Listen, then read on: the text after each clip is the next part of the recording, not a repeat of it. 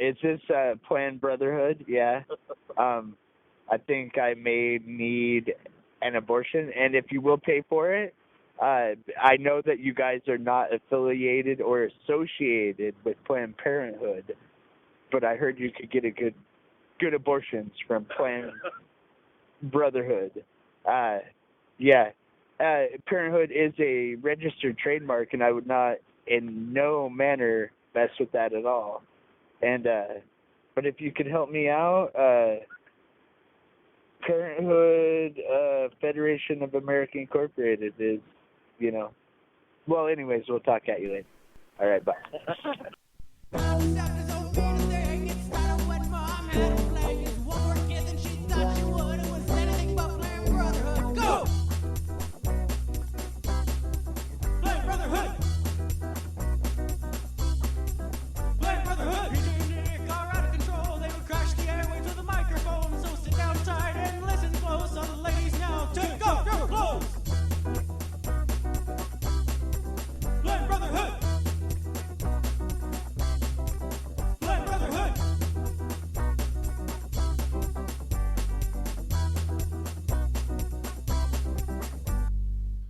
Remember that time I asked you who your favorite celebrity dad was, and you said Major Dad?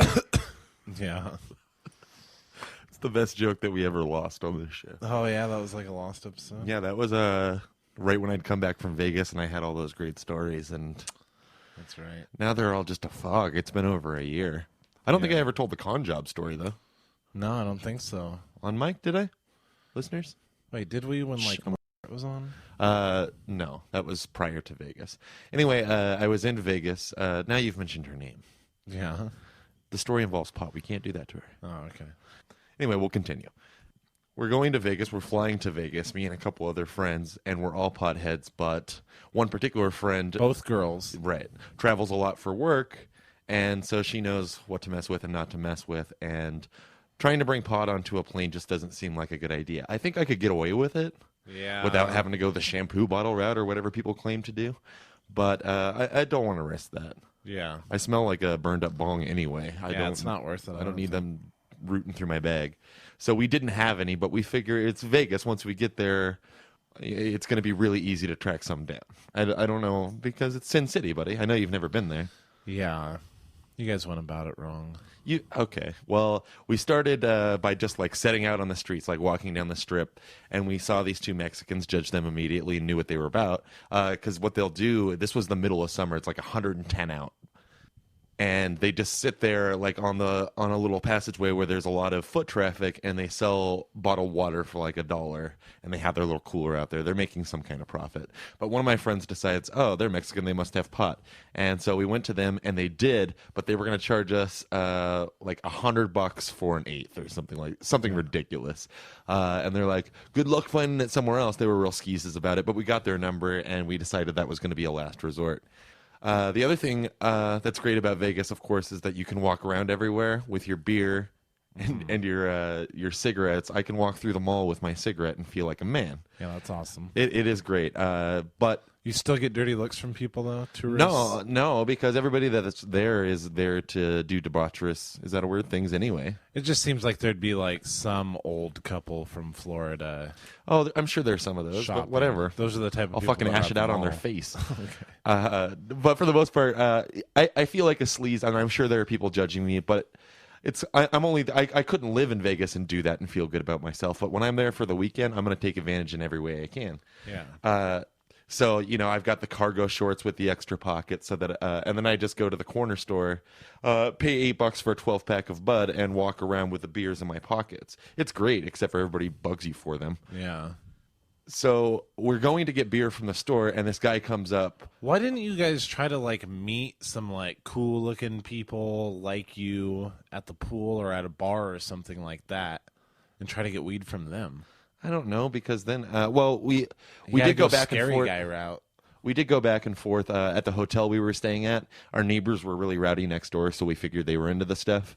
And we knocked on their door, and they said that they didn't have that. All they had was Coke. Which, I like to occasionally dabble, but I wasn't going to could have done. alienate my friends. Yeah. So no, we're going to the store. I go to get my beer, and there's this guy walking around the parking lot once I go out and crack open a beer. And he goes, "Yo, you guys need anything?" And we're like, "Finally, our savior, right?" And I don't want to judge the gentleman, but he didn't necessarily look trustworthy. Older gentleman, African American, kind of a speech impediment, but we were desperate, right? And so we're like, "Yeah, what do you got? Do you have weed?" And then he's like, "Oh yeah, man, I got you set." And then this other guy, about the same age, white guy, looked a little more put together than the other guy. He's obviously his partner because the guy waves him over, and the guy is the nicest fucking guy you can imagine. He's going on and on about how he's got the best stuff, and you can't. It's a good thing you found us because you can't trust people in this town, man. He's like, "I don't have it on me, but you guys, I'm staying at the Red Lion Hotel, which is like 15 minutes from where we are. You guys walk back with me and we'll get this taken care of." And I'm like, "I don't want to do this." But we'd already committed, and the whole way there he's talking about his kid and how his kid's only 14 and how his kid's a pothead. He's like, better than some of the other stuff he could be in, and he's like a cool hip dad. He's going to pay for his kid's marijuana leaf tattoo on his 18th birthday. So whatever. The guy seems harmless, and he's obviously in love with at least one of my friends, so he's being especially friendly. But I take that as a good thing. Oh, and the other guy is following us too, and he's just kind of hovering around in the back and not saying anything. He's kind of like the lookout. So we were all taken care of. We go to the Red Lion, and first he wants to show us the lions because there in the lobby next to the casino, there's like a glass case, and they have lions in there that you can look at. And he's telling us the history of lions and really getting our trust. And then we're like, okay, let's get down to business here. He had to go up to his room to get this stuff, and he wanted the girls to go with him, but not me. He wanted me to wait in the sports bar that was there. And I don't instantly, he knows, I mean, we're all there for the same reason. I'm the narc of the situation. I don't know. But he asked one particular female friend of mine to go up, and then the other female friend of mine insists on going as well because she didn't want her to get raped, just in case. Yeah, there's something really wrong with that there, in that you shouldn't have let the two girls go up. Well, the lookout's hovering over me. I don't want to disobey their orders. Still, you weren't scared at that point that your two female friends are about to get raped? It was a passing thought. The game was on. What a good friend. No. So like 10 minutes goes by, and the lookout's no longer there either. Like he disappeared, and I'm like, this is a bad idea. Open another Bud Light from my cargo pocket. But then about 10 or 15 minutes go by, the lookout comes back and finds me and says, "Hey man, it's all taken care of. Your friends are over there in the casino." So I'm like, great, let's get out of here. And I eventually find them, and they're sitting in front of some slot machines, but they're not playing. And they're there by themselves. And I'm like, all right, we're good, right? Let's get out of here. And they're like, no, we're still waiting. Now, this is their fuck up. Yeah. The guy had taken them to the casino. He never even walked them up to the door because he says, oh, it's a friend of mine, and he'll get sketched out. And well, you guys just wait here. And so I guess I wasn't there. My friends asked for some kind of collateral to make sure he's going to come back because he needed the cash, too. Which was how much cash? $80. Yeah. For an eighth. So they give him the $80 in exchange for his watch, which is like this cheesy Timex, whatever. I got a picture of it. It'll go up on the page there. It's not an $80 watch, and you got rooked. Of course we did. I started the story by saying it was a con story. As soon as that guy said, "Hey, your friend, it's all taken care of. Your friends are right there." You find them, and they don't have the pot, and they're waiting on the guy. Yeah. Like, you should know. But that was their bad. You should know instantly. It was a bad decision that they made. I wasn't there when they handed over the money. I'm just saying that you should know right then that it's over. Because I know the story goes on to where, like, you guys just sat there waiting for, like, another half hour. Well, even before that, he offered the watch as collateral only because the first thing he offered was supposedly Coke that he pulled out of his cigarette pack, and they didn't want to be left with that in the casino just in case, So they asked for his watch instead. But, of course, the guy's not coming back, so we wait for, like, a half hour longer. Probably 45 minutes. I knew right away, and I was pretty upset because it was my cash. Yeah. Like, I was the only one that had cash in the moment. Of course, they got me back in other ways. Is that the end of the story? It's kind of a downer. Yeah, well, I mean... Oh, and then we called the bottled water guys from before, willing to put another 100 down on it because we were so desperate, and they never fucking answered. Really? So you went the whole time without pot? Yeah. Oh, wow. It was pretty insane. Yeah. I went and hung out with the Korean cokeheads next door. But had myself a time. You've had pot other times in Vegas, right? Yes, I have, but only because another friend of ours who had driven was already there and had it. So, yeah, that Vegas trip was pretty insane. The only reason I ended up going back at all because I hated it after the first time. Like I said, it's fun for the weekend, and then you're just exhausted. Plus, the heat was treacherous, and I was just in a bad mood by the end of it. But the only reason we come back the second time is because the first year we stayed at the Excalibur Hotel, and they try and get you. They're like, hey, $150 worth of casino money. I know you need it. And then they'll call you over the desk. You fill out a thing, and then you come back a year later, and you have to sit through some like timeshare presentation type deal. Yeah. But at the time, it seemed okay because we wanted that 150 right then and there, which they do give you. And even on the trip back, which they scheduled for almost a year later, you know, they comped the hotel, complimentary breakfast. You only have to sit and listen to a spiel for an hour. If you're not into it, you can take off. I didn't want to go at all, but the friend that had been suckered into it made me. And she was afraid that I was going to fuck it up because she's like, all we have to do is eat our, complimentary bagel and just continue to tell them no, whatever it is that they're trying to sell us. So we're hoping it's going to go by fast, although right out the gate, I know it's not going to go smooth because we have to meet some guy at the wing of the hotel that they put us up in. And there's like a whole separate office area for this particular service. So there are other people there, and everybody that's also on their way getting ready to pile into the shuttle bus to go to our timeshare presentation are scumbags. Like, they're all in it for the same reason we are, but I don't know. Somehow I felt more presentable than most of these people. Yeah. And they're all in it for different reasons, too. Some of them got a free hotel like we did. Some of them got a free show like Cirque du Soleil, something. So everybody's in it, but most of these guys, like I learned on the shuttle right there, do this like all of the time. Yeah, it's like they're telling us, they're giving us tips on how to get through it the fastest. It's like the survey people, like at the Tacoma Mall. Oh yeah, some people make that their job. Yeah. My wife, she knew someone that worked there, so you guys had the inside tip. She'd always go down there for like the $30 ones, and it was always the same people there, always. And they talked about what do you do for $30? Give your opinion on tuna fish? I don't know. I want to say they measured her brainwaves once. But what are they selling there at the mall? I don't know, but all I know is that I went down there and I did a couple like $20 ones here and there. What'd you do? They used to be fun. I think one of them was watching movie trailers, actually. I remember I was just going to say, because Dad would occasionally get roped into those things when we were kids, and then we would sit in with him. And I remember they showed him a trailer for Other People's Money, starring Danny DeVito, and asked him his thoughts on it. I don't think surveys are that fun anymore, are they? Well, if you did it. No, they're not fun, and it's terrible sitting there in the waiting room with the people who are like, yeah, I don't know. I hear they got an $8 one. I'm going to go to the Super Mall. They have a $14 one. It's like making a buddy at the Plasma Center. Yeah, and it's fucking awful. And then and I imagine that's what these timeshare people are in for. They were all really saying no. They were all really open about it because it's just us here on the shuttle bus. Yeah, we can talk honestly. But probably some of them were undercover. Could be.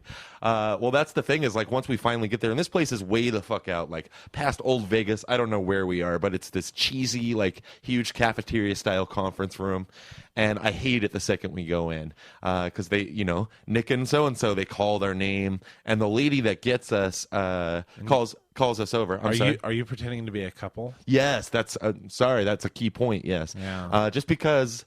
Because part of the deal when we originally got roped into it was we said that we were cohabitating because that's the only way it would work. We were a couple. I don't think we were necessarily married. And I had to prove it by showing that we had the same address. So I changed my Netflix address for 3 days. So yeah, we're pretending to be a couple, and my friends already, warned me ahead of time. Look, just leave it up to me. I know you don't want to talk anyway.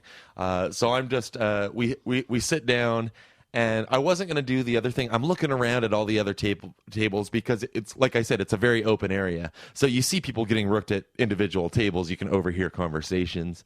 And all these real couples are obvious couples because there's an occasional rub of the back or holding of the hands on the table. I wasn't down for play acting that much. And she understood that going in. But right away, the lady, first of all, a quick description of the lady, bodybuilder, former bodybuilder. The lady giving your presentation? That's not a description. That's an exact detail. That's one of the first things she told us. Of your friend? Yeah. What? Of who? The presentation giver? Yes.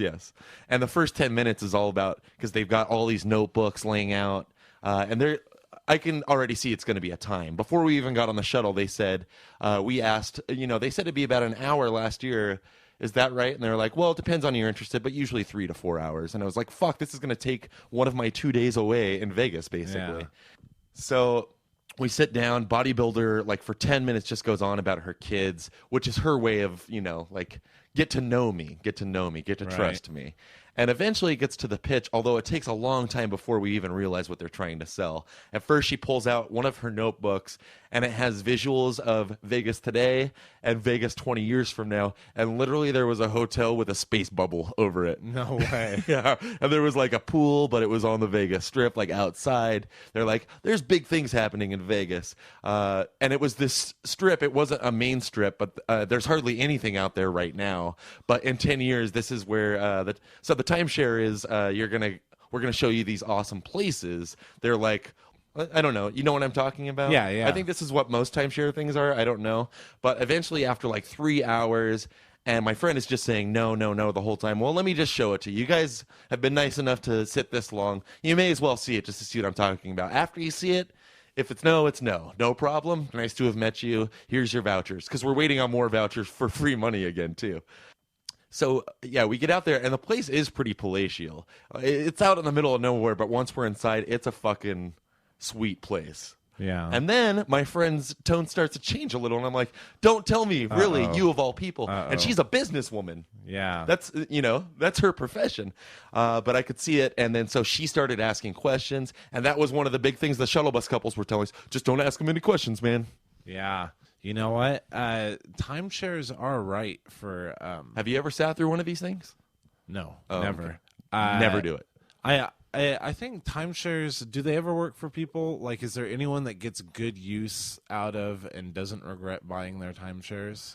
You guys were already hating Vegas at this point. Yeah, Why would you want to go back there? Well, because own property. Part of the pitch was, we have these setups everywhere. You can trade off with somebody else and spend a month in Hawaii and pay the same amount, the same yearly fee or whatever.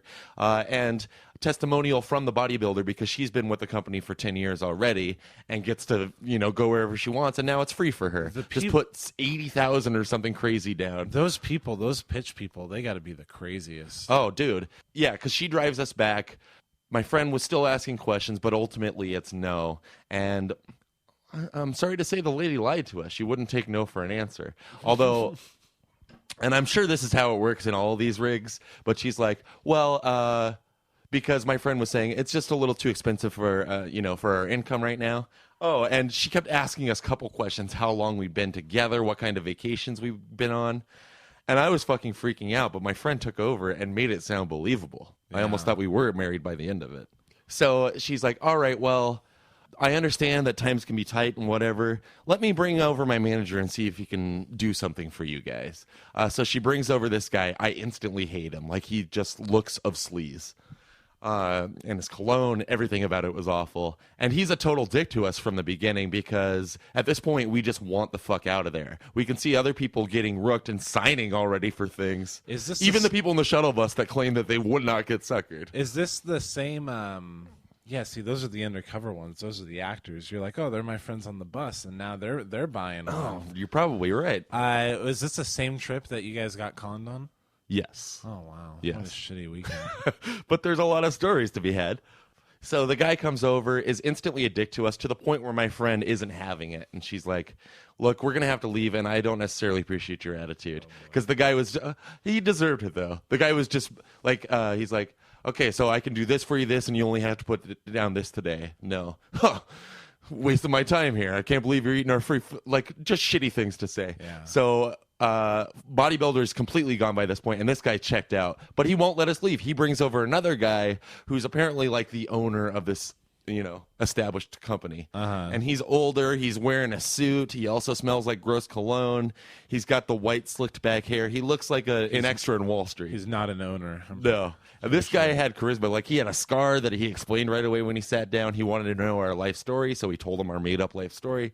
And he's like, look, I've been where you kids are at. I can see that you're in love. Let me do something else for you. And he flips over the page, and they've got like sheets of paper ready for this. And you see that it's happening for everybody around you, but they're pretending like this is a one-time deal. Right. At this point, my friend is getting a little closer to saying yes because, like I said, this guy has charisma. At one point, he says, "Look, I wouldn't trust me either. I know I look like Doc Brown from Back to the Future." No, he didn't. Yes, he did. And I was like, "Oh, we got to buy it from this guy." I like Doc Brown from Yeah. he really sized you up. He knew what would get you. Yeah. If it was up to you, would you have bought it? No, if I had the money, even If you were I- cohabitating? No, absolutely not. The place was cool, but I didn't trust the whole thing, and I didn't like their attitudes, minus this guy. Yeah. So he keeps trying to knock it down and down. And my friend's argument at this point is, look, it doesn't sound like a bad deal. I'd like to be able to talk to my husband here or boyfriend, whatever I was, and I usually talk to my mom about these types of things. Can we come back tomorrow and give you a decision? And their big thing was, oh, no, it's against policy. It's actually against the law to let you leave and offer you the same deal if you come back tomorrow. Right now, we're offering it for 80, but tomorrow it's 160. I'm sorry. They just don't want you to leave without signing that fucking paper. Yeah. Because they know once we get out with our $100 in vouchers that we're going to be having a blast somewhere else. Yeah. And this is taking up so much time, and it's just no. And then finally they're like, all right, well, you can't say we didn't try. Move on over here. You just have to sign out, and then we'll get your vouchers for you. So we're like, this is the room. This is the room of salvation. We can almost see outside now.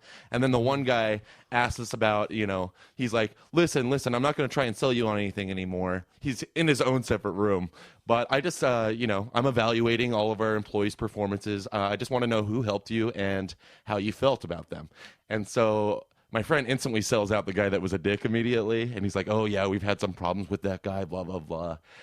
And then he flips his fucking paper around and starts making his deals again. And it gets down to like 16,000 or something crazy. And I'm like, this is a joke. And he's like, well, you'd only be able to use it every third year, but it still pays for itself by that third year. It took for fucking ever. And then we were out of there. And then we were gone. And I didn't have fun for the rest of the day just because it sucked my soul. Yeah, that sounds truly terrifying. I think Mom sat through one of those. I think we signed up for one. Didn't Leisure Time Resorts, that camping resort type thing as kids, I think that came as a timeshare pitch because I remember us being there and getting free hot dogs and saying, go, go, go. Yeah, we were a certain level of member in Leisure Time, that's for sure. They had Moonwalker in their arcade, and they had an arcade on the campground. Yeah, man, we'd go to some real shitty. There's some real shitty Leisure Times around. I know, but they were pretty much everywhere. Does that chain even exist anymore? I don't know. We should seek it out. Pretty Is sure Dad still paying on it? I'm surprised you don't have any Leisure Time hats sitting around. I know. They're always trying to get you with their free swag. And Mom and Dad were just those suckers, dude. Alvina and I got a bee in my bonnet to do one. There was an Alan Thicke commercial for one. I was like, sweet, let's do it, because I knew that Mom went and listened to one of these pitches and said no. And got to meet Alan Thicke? No. But anyway, you had to be like 25 or something, and we weren't 25. Well, you were too young to understand what was really going on anyway. Yeah. You could have been in a bad position right now. Yeah, because we might have signed up for it. One final Vegas story, then we'll end this chaos. This one's real quick. We were on our way to Cirque du Soleil Beatles, $140 of my life. Yeah. Really? You're a big fag for musicals. You like the Beatles. I would It's not for you? I would not waste my time and money. Some of it was pretty cool, but I was, and you could drink beer there at the seats, of course, because it's fucking Vegas. Can't smoke in the theater, though. Oh, man. A little bummed. With all the smoke machines, who could tell the difference anyway? Yeah. But the instant I sat down, I was already a drunk slob. I'm jumping to a different story because I'm drinking all day because it's Vegas and I don't have to be inside to do it. And so they sell like these huge, like 32-ounce plastic cups of beer, which I of course get. And I sit down like a fat fucking slob. And this lady next to us, who already hates me as she sees me shuffling in because she doesn't approve of my hair or something. And then I sit down, and the beer just like comes up, half of it out of the cup, and all over her jacket. Are you kidding me? And then I had to sit next to her while she scoffed the whole show. What did she say? She didn't say anything. She was just muttering to her husband the whole time. Oh, Come on, lady, you know where you're at. Did you apologize? No, I didn't like her face. Oh my God. But on the way, that wasn't the story. On the way to Cirque du Soleil, we took a cab, and there was this guy, and he didn't speak very good English, but it didn't matter because we weren't talking to him anyway. But I got stuck in shotgun, and at one point, the brilliant song "Don't Want to Miss a Thing" from Aerosmith. For some reason, I find it relevant that that song was in Armageddon. Armageddon made that song as popular as it was. So I tell my friends in the back that as if they'd be impressed by my knowledge. And the guy driving the cab perks up all of a sudden because I said the word Armageddon, which could be the only thing he understood, because then he starts pitching us on the fucking Bible. So I have to deal with that for like 15 minutes. Wow. Because I couldn't keep my mouth shut about my music trivial tidbit. Still, come on, cabbie. That wasn't a story. Peter, you got to go to Vegas. I'd go again with you. Yeah, sometimes I get real psyched up, like I want to do nothing but go.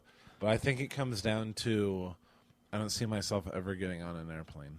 Really, that's it? I can't do it. Vegas is drivable as well. There's trains. It's not sitting on an island. Is there a train? You'd have to look into that. Yeah. I'm terrified of flying. We were going to go to San Francisco, and I kind of bailed on that just because I can't imagine going to an airport and going through security and getting on an airplane. That's definitely the worst part. I thought it was just a heights thing for you. It's everything. Uh-oh. I'm just as afraid of the airport as I am of flying.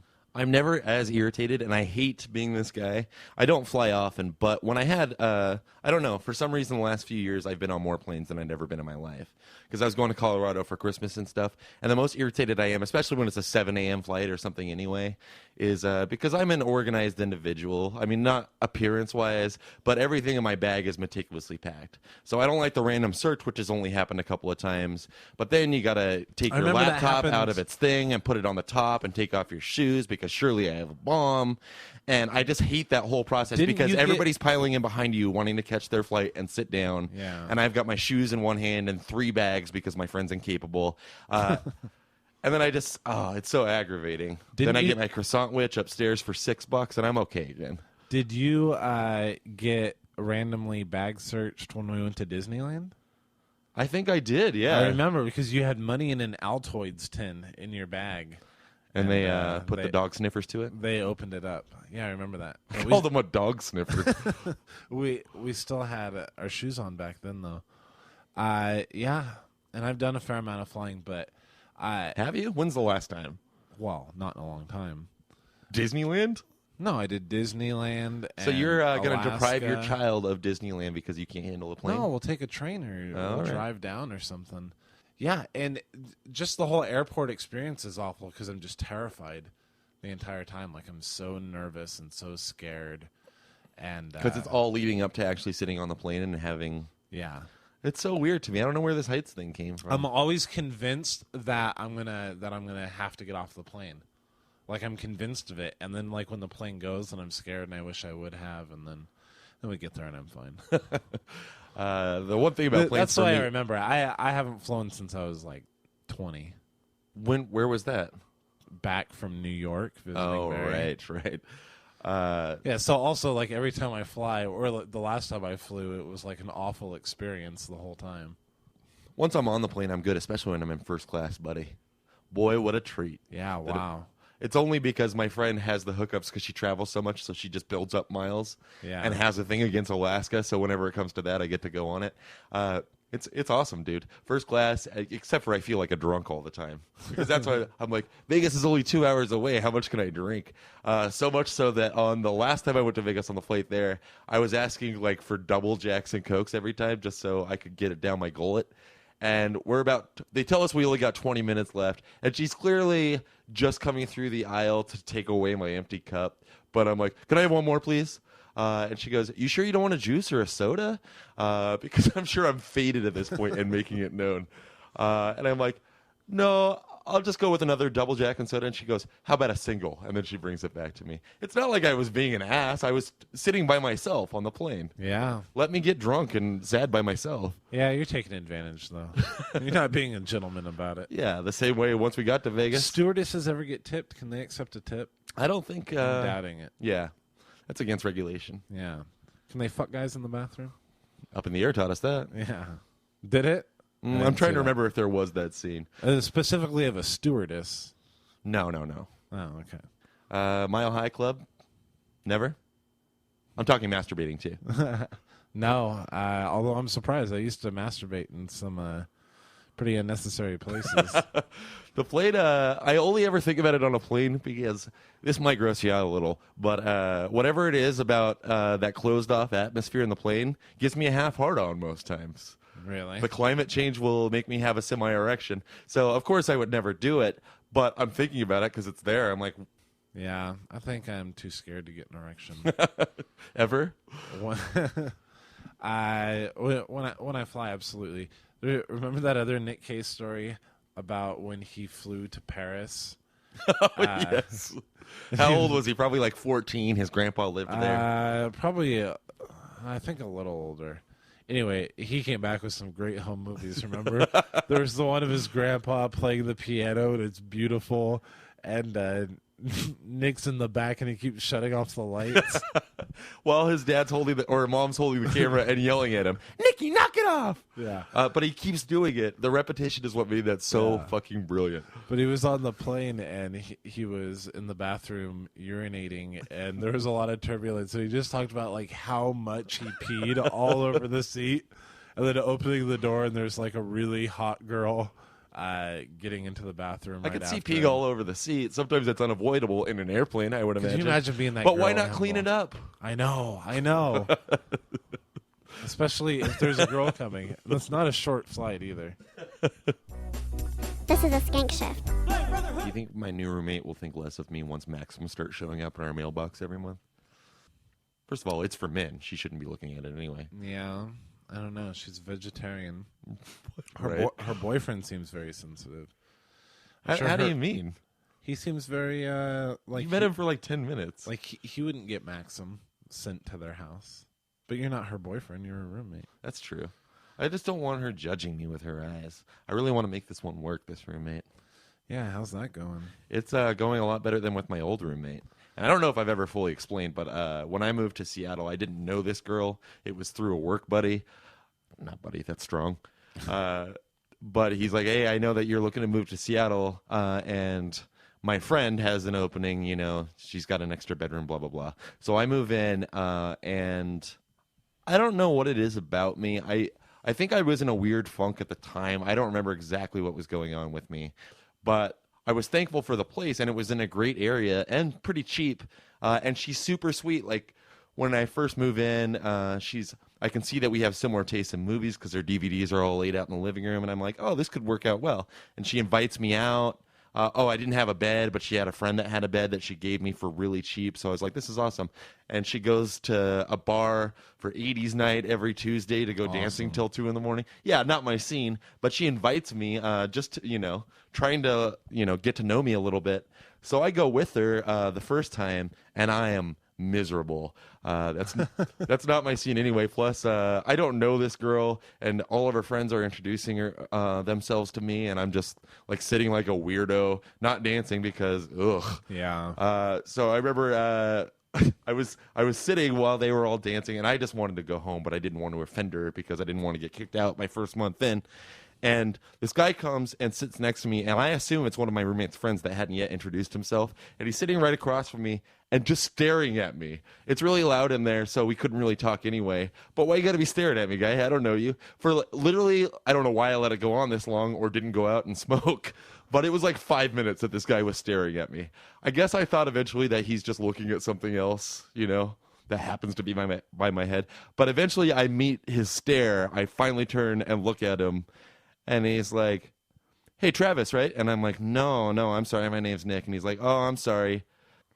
And he says, I'm supposed to be meeting somebody here named Travis. I thought you might be him. So obvious internet gay date.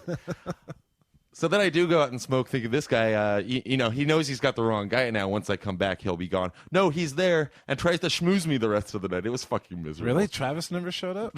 No, he got stood up. Maybe it was just a random pickup line. Oh, it could be. Although, go with something better than my internet gay date. Yeah, really. But then, for some reason, a month into it, I decided, hey, I'm not even going to try with my roommate anymore. And she never did anything to me. I just decided, you know what? Not only am am I not going to talk to you, but I'm never even going to be home. A lot of that, though, right when I moved in, I had started dating Pincushion, and I was spending, like, for the 8 months that we dated, I spent most nights at her house. And so that just made my roommate think I was weirder and weirder because I was never around. And when I did, it would literally, because you have to walk through the living room to get to my bedroom.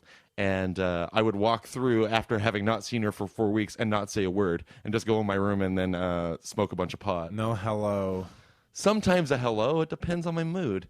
But for some reason, this just became acceptable in my head. And for 3 years, we lived together. I paid rent on time every single month and never talked to her. And it just got worse and worse. After a year of this, I'm like, well, now I can't be a normal guy because that'll just throw her off more. Yeah. And she had to have been like I said, I got this hookup through a guy I worked with, and he would come over a lot because they're buddies. And when he came over, like, I would just do the same thing to him, even though we shared an office for 2 years. Yeah. It was something about my surroundings there that I just couldn't get a handle on. And then, like, even when I moved out, that's what we're getting at, my new roommate. But I moved out at the beginning of the year. I just want to say, it makes it very awkward for me when I'm staying there. And there was one time... Which you were doing quite a bit, doing this here show. Yeah. And there was one time when, like, we were pretty drunk and we're like, we're going to hang out with her. Oh, yeah, we watched some Burn Notice. Yeah, we watched an episode of Burn Notice, and it was all right. And then... It's always fine. Like, I'm not saying I never talked to her in 3 years. I would have a drunken moment every few months where I'm like, this is ridiculous, Nick. And then I'd sit and watch Firefly and be bored and then over it again. Yeah. But you're right. It had to have been weird for you. Yeah. I'm sorry about that. That's all right. You were a little worried it was going to continue that way, huh? Yeah. At my new place? It did continue that way. Well... It was the exact same thing. Okay, so... before we get to that, so I move out at the end of the year, and I've got friends helping me, and me being the psycho that I am, my only worry the whole day about the move is eventually I'm going to have to hand over the keys to her, and I don't know whether or not I'm in a place where I can hug her, because that's the nice thing to do after 3 years of giving me a place to stay. Yeah, but you've already built, like, a persona, you know? Why change it now at the very end? I don't know, I just thought it would be nice. Like, let's not end on a really sour, weird note. So I'm going back and forth, and then we finish the last load. I know she's at home. I was kind of hoping she wouldn't be, and I'd just slip the keys under the door. Yeah, that would have been sweet. Right, but no, she was there and watching Firefly or something the whole time. I make her sound like such a nerd. It was probably Buffy. So yeah, the time comes, and I decided, no, forget it. I'm not going to hug her. And I'm talking to my friend outside about it. I'm just going to hand him over. So I go in, I give her the keys, and I'm like, hey, I really appreciate this, you know. It was a great place, blah, blah. I don't know what I said. But then I've already gone too far, so I decide I'm going to hug her. But before I do, because it's me, I say, I know this is going to be really awkward, but I'd like to give you a goodbye hug. And she's like, okay. And she did. And I gave her the weird, like, half hug, half pat on the back. Oh, boy. It was, and then she's like, I'll see you on Facebook. And I was like, yeah. And then I've been out of there. I haven't heard from her since. Yeah, did you delete her on Facebook? No, of course not. I have nothing against this girl. Want to hear about the time I saw her naked? Yeah, sure. I don't even know if she knows this story.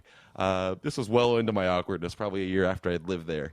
And she has a cat that at the time that she took it in, which was while I was living there, the cat was pretty insane at first. It calmed down a lot, but it was like a stray. It had a bad background. So it was just like shitting and meowing all hours of the night. And one particular day, I think I had a job, but I had the day off from work for some reason. And I was at home by myself. I've been hanging out in my bedroom probably, and I went outside to smoke a cigarette. And I knew the cat was acting like a freak, and my bedroom door is right next to my former roommate's door, and I could hear that the cat was scratching on the door from the inside of her bedroom. And so I was going to let the cat out. I was going to open it up because I thought that she had trapped herself. So I go to open the door, and for a split second I'm thinking, oh God, what if she's in there? But by then it was too late. But I pulled back enough that it just barely opened, you know? I didn't full out, bust the door open. And I can see that she's stark naked and like dressing. She came into the house and I didn't hear it somehow. And she runs to shut the door, but I think she thinks that it was just the wind and not me.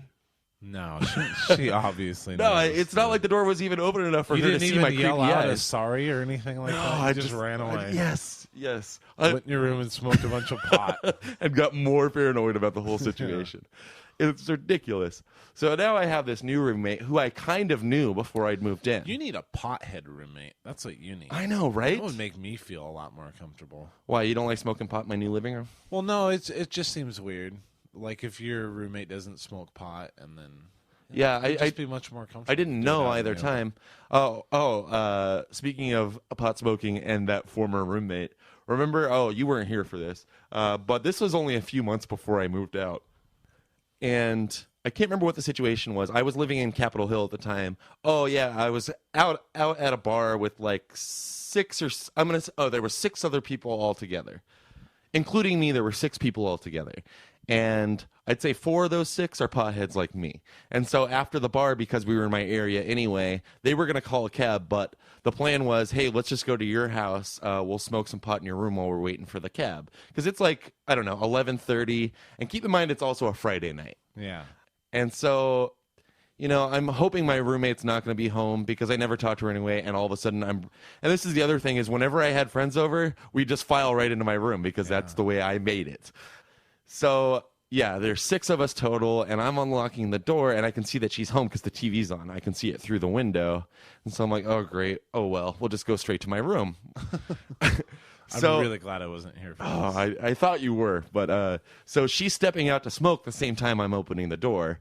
And kind of as a joke, just to prepare her a little bit, because I can see she's sitting there with a friend watching a movie. But she's coming out to smoke, and so I'm the first one she sees, and I said, hey, I've got 8 people with me, sorry. And she's like, I can hear her under her breath say, oh, great. And this is a roommate that we never had a fight because I wouldn't allow it because I was never around. Right. It's the first real tinge of animosity I ever heard in her voice, at me anyway. And she's like, oh, great. And I was like, I didn't think much about it. And they went into my room. We smoked 10 minutes tops before the cab was there, and they were out. And so I go back into my room after I saw them all off and log into Facebook and see in that 10 minutes that they were there, my roommate posted a pretty nasty thing about me, just as a public update. I'm trying to remember exactly what it says. It's been a while now. It said something like... Oh, yeah, you read it. It was something like, thank you...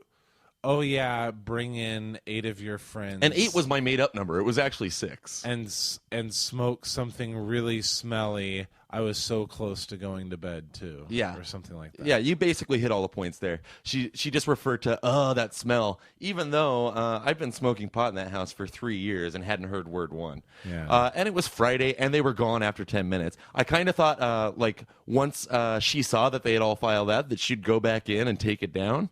Never did. It's still up on there as far as I know. Maybe she thinks you saw it, and that's why they left so fast. Oh, that could be. Because you never said, because you could have, like a normal person, said, hey, they're just waiting for a cab.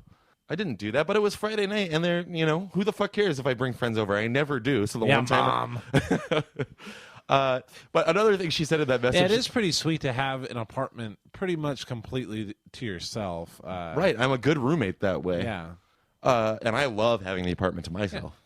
That's why I house it so much. It was only that one time that there was a moment of frustration. That she I know. And it was nothing, and I realized that. She was cool with me after that. I realized that. I love where we do the things where it's jokes that only we can understand. But the other thing she said in there that kind of annoyed me was what you had said. Oh, I'm so ready to go to sleep, too. Meanwhile, she was in the middle of a movie. I could see that. Her friend was still over, and it was 11:30 on a Friday. And then, so I didn't want to deal with it, so I just, I went over to my buddy's house who lives right across the street because I'm like, I can't handle this. You left again? Yeah. You got to walk through that living room again? Yeah, but I was fine with it. I was just like, fuck it. And so I stayed over at his place till like 2 in the morning, and then I still didn't want to go home, so I walked to Taco Del Mar because they're open all hours of the night, which is amazing. Then I'm walking back with my burrito. It's 2:30 in the morning, and she's still awake, still watching TV with that same friend. I was not fucking keeping her awake. Yeah. The whole thing annoys me. You should really have traveled to and from your bedroom window. What? That would have been great. Like, you never would have had to walk through. No, there was a problem with that plan. I like it, but the few times I did actually go through that window because I had left my keys or locked myself out, it's really easy to break into that place, by the way. Yeah. But every time I did, because of my dumb setup, I would knock over like all of my CDs and DVDs. They would all explode all over the floor. Yeah, yeah. Because there was a jump that I had to make from the window to the bed that my fat ass can rarely do. Let's move on to the new roommate. Okay. Okay. Are you sure? Yeah. So fans of Sam which I can only presume most of our listeners are, return guest Sam, will remember that he briefly, one of the 4 girls that he's dated in the 2 months he's been doing our show, didn't work out so well. Her code name was JK, but I had kind of known her anyway. It just so happens that he found her at a bar and put on his Mac. I kind of knew her because she's friends with one of my friends who gets her hair cut at the establishment that she currently works. You got all that?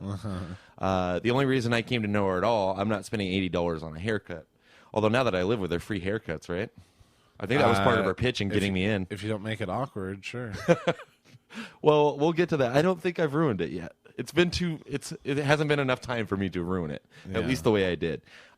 So, yeah, the only reason I know her at all is because the place where she works, they'll sometimes have, like, kickin' roof parties once business is closed down.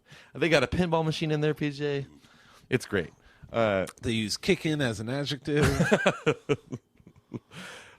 So, and then, of course, Sam dated her briefly before he ruined that.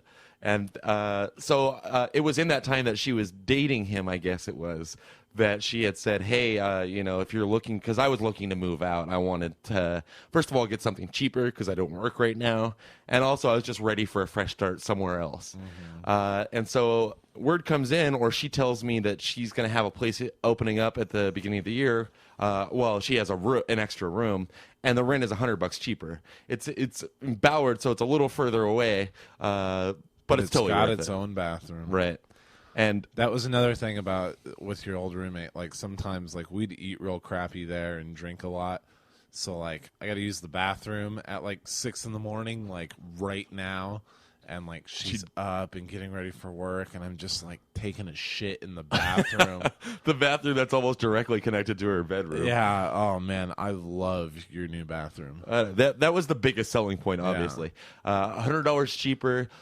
There's cable, internet, and you have your own bathroom. Now, when she told me that before I'd gone and actually checked the place out, I'm thinking a shitter in a closet, basically, like an RV bathroom. Right. But then I get there and check the place out, and the bathroom, my bathroom, attached directly to my bedroom, is fucking monstrous and amazing. Yeah. It's almost a bedroom in itself. So much so that because it rivals a bedroom. It does. And I, there were certain... Je ne sais quoi? There were certain things I had to do in order for all of my stuff to fit. I don't have a lot of stuff, but the room isn't huge. In fact, I think it's a little smaller than my room, but I've got the great bathroom. So, like, I shoved my bookcase in there because that kind of makes sense. You like that? Love it. I got my magazine stand thingy in there. It's pretty great. Yeah. I just wonder if people are going to be grossed out. Oh, I'm really impressed by his book collection, except for it smells like shit in here. But I like it. It's kind of exciting sometimes. Yeah. And it's not like it's crowding out the toilet. It's got my bathroom has its own fucking separate hallway, man. It's awesome. It's awesome. And it's got a storage area in there. It's like in your bathroom's foyer. This is where the bookcase is. So it's like you've already washed your hands by the time you put it back. Right. So I think things are going okay. The thing about my new roommate is I don't ever see her. She's got a boyfriend, and she tends to spend a lot of nights at his house. I hope her mom's not listening. And plus, I'm gone a lot, too. Either I do a lot of house sitting for friends, which is fun because, like you say, it's great to have your own place for a while, and that's the closest I can get to it, really. Yeah. But in the time that I am there at the same time as her, we're always friendly. Where's the laundry key? I love you, too. But I guess, let's see, you came there recently to record and stay for a couple days. First time you'd seen the place, first time you'd met my roommate. And even though you promised me she wouldn't be there. Well, she generally isn't. And why do I have to promise you that? You're the weirdo. You said that she wouldn't be there, and that if she was, it totally wasn't going to be awkward. Right. Because this is your new roommate, your new leaf. Right. My fresh start. Right. So... yeah, I guess maybe it's something about you. Like I said, she's never there, so of course there's going to be a little bit of awkwardness. I don't know. But with you there, somehow especially so. Like all of my weirdness is projected. So I guess we did the same thing where we filed directly to my room, so much so Sang that... a song under our breath for the awkward moment. And, she's made some efforts too, and I don't want to screw it up. I don't want it to be another internet gay dance club thing. Yeah. Because she's always telling me feel free to watch whatever you want on TV. I know because I have cable in my room too, but there's extra cable out in the living room, and she made sure to tell me when I moved in, hey, if you ever check the mail and you want to watch whatever came in on my Netflix, feel free. You like can open her Netflix? I can open her Netflix. Wow. Just her Netflix. Okay. First time I opened a letter from her mom, not as happy about it. But yeah, I guess it was a little weird. We did the thing, so much so that after a day or two of it, you apologized, didn't you, for us not being around? Yeah, it was pretty awkward, and I walked by again, and I was just like, oh, it was so bad. I'm so bad at that kind of thing. What'd you say? It was like, hey. And this is to her and her boyfriend? Yeah. Hey, sorry we've been in just hanging out in Nick's room. We've been recording a podcast. And he's like, oh, yeah, what's your podcast about? And I'm like, fuck. Even though I'm totally the one who brought it up. I remember now. What's your answer, PJ? I said, I think I said something like, oh, we just talk a lot about, like, our family and whatever's going on. Oh, because when you told me the story, he's like, hey, what's your podcast about? And you said nothing. Oh, nothing. Yeah. I'm like, come on, you can at least give him a tease, give him something. Yeah, and then I was like, all right, and then just like ran into your room and regretted it. I'm glad you said something, though. Yeah. I will tell you that since then, I feel that I've made amends, and here's how it happened. Her boyfriend wasn't there. No, but one night, like, I came home at like 11 or something, and I guess it was earlier. It was before Sheer Geniuses came on. Yeah, I think it's Sheer Genius. Okay, but I had already been in my room smoking, and then I could hear that she come in, and I'm like, oh god, I'm gonna have to smoke a cigarette soon, and then what am I gonna say to her on the way to the door? I am such a freak Already with my new roommate. But I also owed her rent, but I was waiting because I wasn't sure how much the cable bill was, because I was gonna write that into the check also. So I already have a reason to talk to her, which is good, right? Yeah. So I come out of my room, she's like, oh hey, like she didn't know I was in there. It smells of pot smoke billowing out my bedroom door and into the kitchen. And but this is literally, I think, the first time since I'd lived there, which had been almost a month at this point. First of all, that I'd seen her at all, but especially seeing her without her boyfriend, that was a surprise, because he spends a lot of nights there, or she's with him somewhere. Yeah. And I like the guy. I have no problem with that. It just makes it a little weirder for me. Yeah. Because there's two people I don't know that I have to try and relate to. Yeah. Another quick thing about this guy, I don't really trust him, and I'll tell you why. I don't know if you've heard this story, but so this even happened once prior. Like 2 weeks into it, I did sit and watch Project Runway with them, and then whatever came on after that. So I sat for like 2 hours awkwardly on the floor, but that was partly their bad, because we have a couch, of course, but they were all sprawled out and basically making love on it. That's when you chose to join them. No, but so I sat there, and I was a little drunk too, so that made it easier. But I remember in that case, I apologized myself. This is before you were even there. I can't believe I didn't tell you. And I actually said, I screwed up the relationship with my last roommate for this shit, and I don't want to be that guy with you guys. And they're like, oh, no, it's cool. We know we're not around much anyway. Whatever. So I'm drunk. I had just watched The Hurt Locker. Asked them if they'd seen The Hurt Locker. She said no. He says yes, he saw it. I thought you said you were just about to watch it. No. Yes, you're right. You're right. Yeah. You do know this story. Yeah. Forget it then. No, Listeners are please, screwed. Please. So I asked him if he'd seen The Hurt Locker. He said yes, and I asked him what he thought, and he's like, people are right that it's really intense, but it only lasts for about the first 20 minutes, and then the love story takes over and it gets kind of boring. And I'm like, wow, I hadn't heard anything about a love story. And he's like, yeah, I hadn't either. That's why it surprised me so much. And I'm like, all right, interesting. Totally prepared for that. The next day I pop it in and watch it. There's not a love story to be seen in that movie. There's one quick scene with the guy's wife, but they're clearly distant and basically hate each other in the scene. Have you seen the movie? No. Oh, the love story, PJ. It's Kate, right? Anyway, Kate from Lost? It's Kate from Lost, yeah. She can't help but do a good love story. She's literally in one scene, and they despise each other in it. It's really weird that he said that. And now I don't trust him as much as a result. Yeah. He could, my friends say, don't make such a big deal out of it. Maybe he was thinking of a different movie. Maybe he was trying to impress me, and he went about it all wrong. Yeah, maybe he was just confused. I don't like him. Just kidding. So anyway, your roommate... oh yeah, the second effort wasn't there. Leonard Maltin. He does look like a younger version, I guess, slightly younger. Yeah. Where am I now? Oh yeah, so he's not there, and I ask her about the rent, and she's like, oh yeah, and she tells me the information. I write her the check, and she's like, hey, she really tried. She's like, hey, I was just thinking about ordering some pizza. What kind of pizza do you like? Meanwhile, she's a vegetarian, so I'm like, whatever is good. Yeah. But it's clear at that point that I'm not just going to go back into my room after my cigarette. We're going to have some hangout time. And we did, and it was great. I love her. Really? I hope she never gets married and that I can live there forever. Really? Yeah. I know you only met her briefly, but she's a nice lady. I'm not just saying it because there's an off chance she listens to the show. Now, is it every time you see her now you guys are chatting? Or well, do that's you the just thing shuffle is, to your room? I haven't seen her since. Literally have not seen her because I took over some house sitting duties, and so I was gone like all week, and now I'm here. So now it's going to be incredibly awkward when I get back to It's town gonna be tonight. really weird again. She must think I'm the weirdest guy ever. God. Yeah, you should like leave a note. Be like, just Leave a note. Yeah, be like, just so you know, I'll be out of town. Like, because maybe she was gonna ask you to pick up the mail. On She a does certain day occasionally or- ask me to feed the cat if she's not home in Yeah, time. You're right. Why wouldn't I do that? leave a note. Just be. She never buddies. leaves me a note, though. Hey, pal. Maybe you can start it. You can start notes. You guys can get dry erase boards put on the front of your doors. I should just get one, huh? Yeah, put it on the front of your. What do you think of this idea? You should buy one and put it on the inside of her door, and go into her room to write her notes, and she'll see. She'll it. be sleeping. I'll creep in and write good morning. Hang and a it like sunshine. right over her bureau. I have to give our buddy Sam credit for this idea. I didn't have the balls to go through with it, but it would have been hilarious.